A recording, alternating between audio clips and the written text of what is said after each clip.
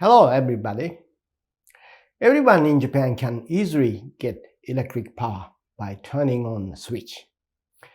Electric power companies deliver electricity day and night, believing that their most important mission is to provide a stable supply of electricity to everyone.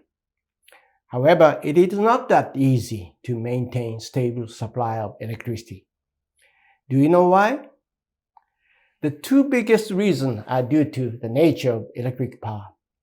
The amount of the consumption and the generation must be the same at any given time. And it is difficult to store a large amount of electric power. If the amount of consumption and generation are not kept the same, the frequency will become unstable, causing power outages. Therefore, the amount of electric consumption is projected daily, and the amount of electric power generation is adjusted accordingly. Since electricity cannot be stored, another basic premise is to generate electric power in accordance with the electric consumption. In other words, the main actor is consumer, whose use of electricity comes first, and then electric power generation follows. In addition, the use of electricity varies greatly depending on the season and weather conditions. So the amount of electric power generation must match the demand for electricity without any excess or deficiency, which requires accurate forecasts and sensitive adjustment techniques based on data and experience.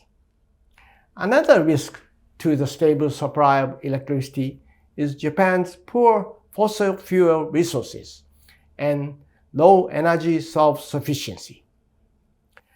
Let's take a look at electric power consumption. Japan is blessed with 4 distinct seasons, and because the climate varies from season to season, the amount of electricity used also varies greatly from season to season. Of course, it also varies greatly within a day. Peak electric consumption in midsummer and midwinter is about 50% higher than in spring and fall. Also, even within a single day, the peak power in the midsummer is nearly twice the minimum power for the same day. As a result, the maximum power consumption during the year is 2.4 times higher than the minimum power of consumption during the same year. In order to generate electric power according to such usage of electricity, it is necessary to adjust the output of power plants by repeatedly increasing, decreasing, and stopping the power output. Among these power plants, those that operate 24/7 is called the base load power source.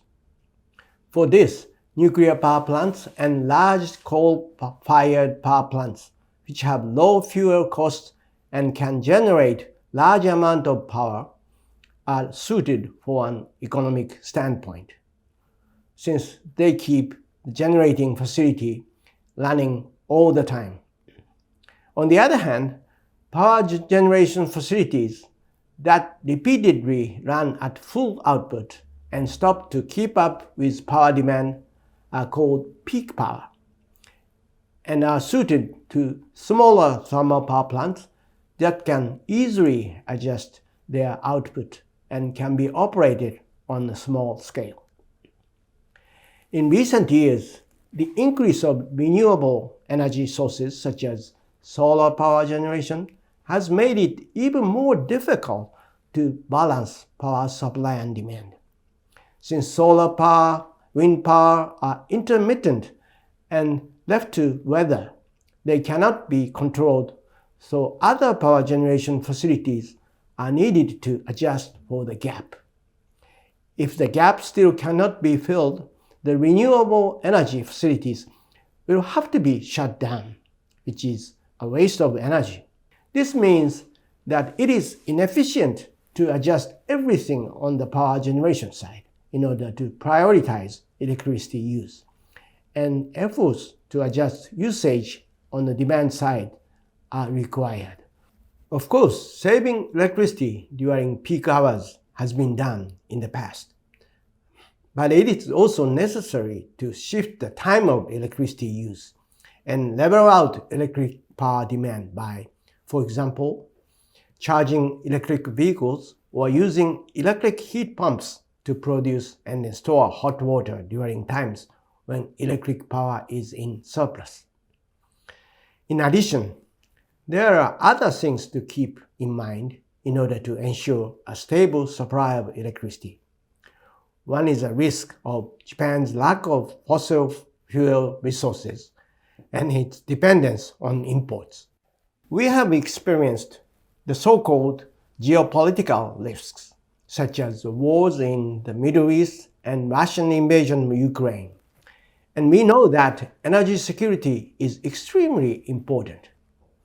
Japan's energy self-sufficiency rate is about only 10%. This is the second lowest level among the OECD nations and is extremely vulnerable from the national security perspective.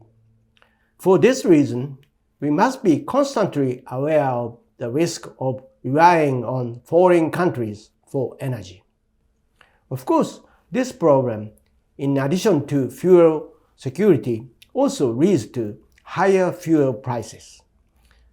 In addition to the above consideration for stable supply, the optimal power generation structure in Japan must also be considered in light of price and CO2 emissions. In the next energy talk, I will discuss the optimal power supply structure by examining the advantages and disadvantages of each power generation source and fuel type. Everyone, stay curious about energy. Thank you very much.